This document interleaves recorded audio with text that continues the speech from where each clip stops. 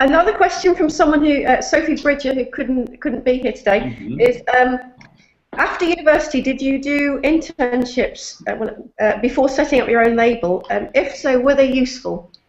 I did do a couple of internships, yeah, while at and after college. They were really useful. And one of them, hilariously, was a van driver, and at John Galliano.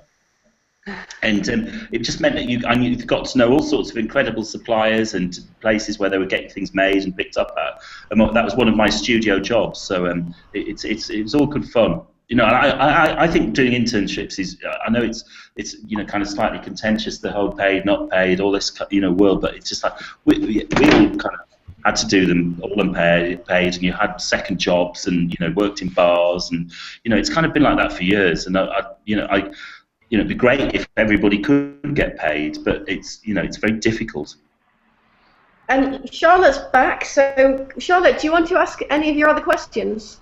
Yeah, how was it like starting up your own brand? Like, how did you go about it? How to go about it? With a good amount of planning. You kind of have to have obviously an idea of what you're wanting to do with it all, and it's just you have to get on with it, really. Get all the business side in place, work out what all the things you have to do legally from a business perspective, of which there's a myriad you probably don't realise unless you've had a business before, and you very soon get to know the things that you haven't done or set up well, because they come chasing after you, and just kind of and just get work. Get a cash flow organised, and it's just get on and do it. It's the only way you're going to do it. Cool. Can I find out if anyone's got questions that they didn't get across, or new questions from what Giles has said? Oh, sorry. Go on. Trend forecasting. Has that got such quite a big influence on the way you work when you're doing this initial research, or?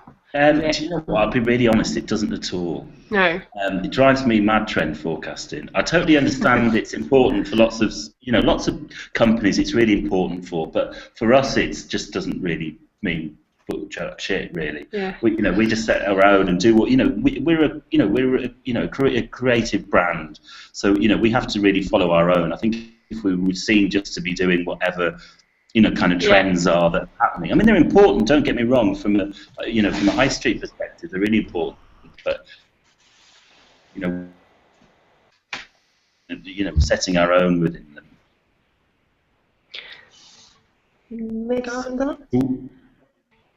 I think he'll come back in a sec. I'm here. Are you there? He's there. We lost you, Giles, when you were saying that they're important, but I think then you went on to say that you set your own. Yeah, we really, as a creative label brand, set our own, and I think that's what people looked from us, look for us to bring.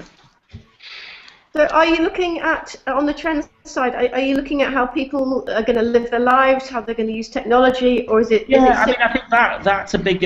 I mean, I wouldn't call that so. I mean, I know people do use that in a trend thing, but that's just more of a kind of a bigger social, kind of world. I think that's just being interested in now, rather than, I think what I'm meaning is that trends are it's military and all that sort of crap that people come out, rather than that bit I kind of just ignore. Yeah. Palvinder, did you have a question? Yeah, you kind of answered it as well, though. It was about what you look for within a portfolio. Is it more creative talent, or is it more technical? It's a mix of everything, to be honest, Palvinder. But it's whatever those things are where your strengths are, and I think that's the thing to get across. Is for you to be really realistic about what your strengths are and to maximise those, rather than show a book of I can do a bit of everything, all right. Because people won't know. When we do interviews with people, we kind of have an idea of who we're looking for and what skill sets we're wanting from them.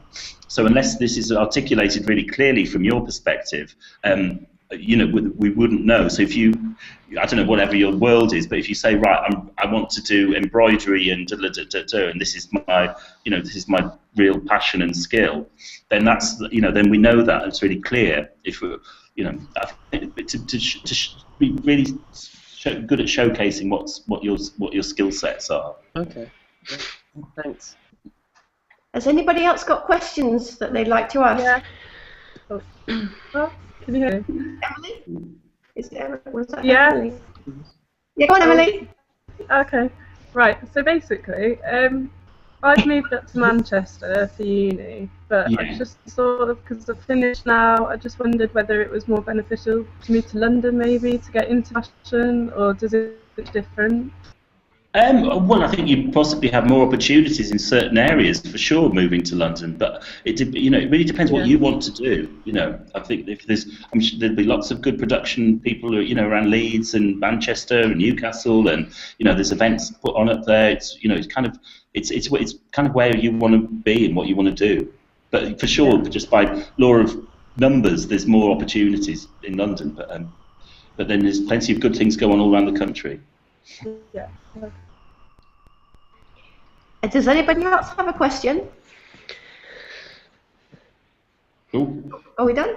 Loose Women really has started now then, hasn't it? Everybody's off to watch that.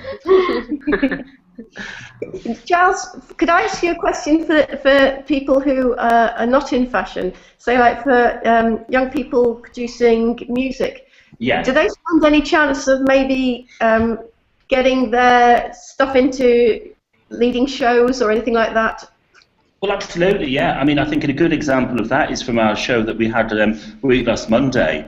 There was a band called Wild Daughter who had done like 2 gigs beforehand, and I kind of knew of one of the band members, but I'd seen it originally on YouTube. A friend of mine had posted a bit of clip from their first gig. I just thought they were phenomenal. And from that, got in contact with them and got them up to play at the show. They were brilliant. They've had all sorts of kind of, not deals, but kind of requests to put records out for them and other gigs. And, it's been great. So entirely possible. Brilliant. Okay. Well, I'm gonna probably close it there unless anyone's got a burning question. Nope. Well, thank you very much, everybody, and good luck with everything. I wish you all the best. Thank you. I know it's tough. Thank you. Thank you. Thanks for your time. Thank you. And thank you to DBA and for Vic in London and for the team here in Manchester at Noise and for all of you for taking part. Thanks very much. Denise, Thank you. Thank Thank you. Thank you. Bye. Bye. Bye. Bye.